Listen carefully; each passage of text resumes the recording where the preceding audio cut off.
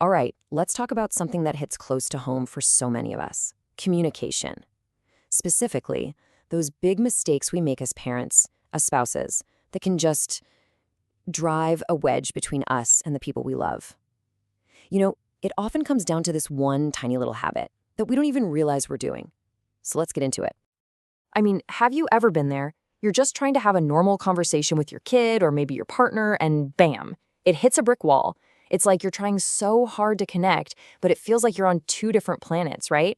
And it just ends with both of you feeling completely frustrated and unheard. It's the worst. And our first instinct almost always is to think the problem is them. We think, ugh, why are they being so difficult? Or if they would just listen for 1 second. But what if that's not it? What if the whole thing starts to go wrong, not because of them, but because of a really simple, really common mistake in how we're looking at it? Okay, so to really get what I'm talking about, let's dive into this little story. It's a perfect example of what I call the judgment trap, and it shows just how fast our brains can jump to the wrong conclusion. So picture this. There's a school principal, and every day for a whole week, he walks past this one teacher's classroom. And every single day, he notices it's a mess. Papers on the floor, things are all over the place. It's just chaotic. But here's the key part. Not once in that entire week does he ever stop and just ask her what's going on. So what happens? At the end of the week, he gets up in a staff meeting in front of everyone and calls her out.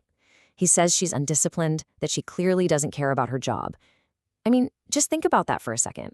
He saw one thing, a messy room, and from that single piece of information, he jumped to this huge, damaging conclusion about who she is as a person and a professional.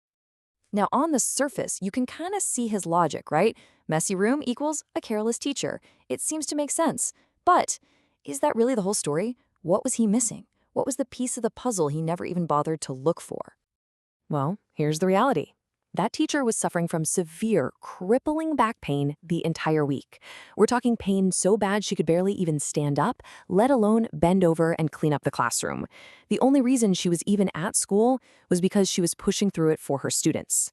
So the principal's judgment, it wasn't just a little off. It was completely, totally wrong. He had no idea what her reality was. And that story right there gets to the absolute heart of where our conversations go wrong. It's this fundamental mistake we make. We see what someone does, a single action, and we immediately create a permanent label for who they are. This is it. This is the big one. We confuse a single observable action with a permanent personality label. We see one thing, a messy room, a chore that wasn't done, a sharp tone of voice, and bam, we slap a label on their entire character. Lazy, disrespectful, careless. Let's make this super practical because we all do this. Your kid doesn't do their chores on time. The action is simply that the chores aren't finished, but the label we jump to, he's so lazy and irresponsible. Or maybe they talk back to you just once. The action is they talked back, but the label is she's disrespectful and rude. See how fast that happens? We take one little moment and we build this whole negative story around it. And that is such a dangerous trap. Because we see one action, and without even thinking to ask why, we stick that label right onto their personality. And here's the kicker. Once that label is in our head, everything else they do gets seen through that filter. It just confirms what we already know to be true about them. Hey, by the way, if this is hitting home for you and you're finding it helpful, it would be awesome if you could take a quick second to hit that like button and subscribe. That way you won't miss out on our next explainer. Okay, so why do we do this? Where does this whole habit of slapping labels on people even come from? Well, for most of us, it's not like we're trying to be mean.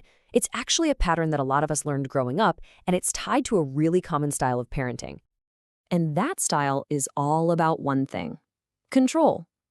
It's a way of parenting that focuses way more on controlling a child's behavior than it does on actually connecting with them.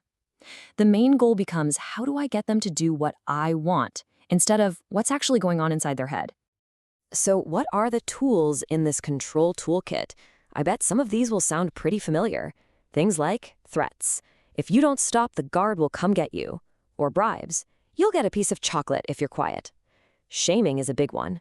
Why can't you be more like your cousin? Even using fear, like God will be angry with you. They're all just little tricks to get kids to comply, right? But here's the problem with that. Over time, what kids learn is how to perform. They learn to do things not because they understand why or because it feels right, but just to get the reward or to avoid the punishment. Their actions get totally disconnected from who they really are and what they're actually feeling. Okay, so if that old control-based model is the problem, then what's the answer? How do we actually break out of this cycle? Well, it all comes down to a really powerful shift in what our main goal is. And here's the shift, right on your screen. The old goal was just about control, making them behave. The new goal is connection. It's about making our number one priority to understand them first, to just try for a second, to see the world from where they're standing before we jump in and react. This totally changes your role. You go from being a director who's barking orders to being a facilitator, someone who's guiding with genuine curiosity. So instead of demanding, you start asking questions. You might say, "Hey, I noticed the room's a bit of a mess. Is everything all right?" Or, "You seem kind of down. Want to talk about it?" It's all about understanding before you try to fix anything. And you know what the best part is? When you build that strong foundation, when that relationship is solid, everything else gets easier to deal with. The homework battles, the messy rooms, all those little daily challenges, you can figure them out together because the connection is there. So, I want to leave you with a little challenge. The very next time your child or your spouse does something that gets under your skin, just pause, just for a second, and ask yourself, am I seeing just the action right now? Or am I about to slap on a permanent label? Because that one choice in that one moment, honestly, it can change everything. Thanks so much for hanging out with me today. If this gave you something to think about, I'd really appreciate it if you'd like, share, and subscribe. We'll be back with more explainers to help us all connect just a little bit better.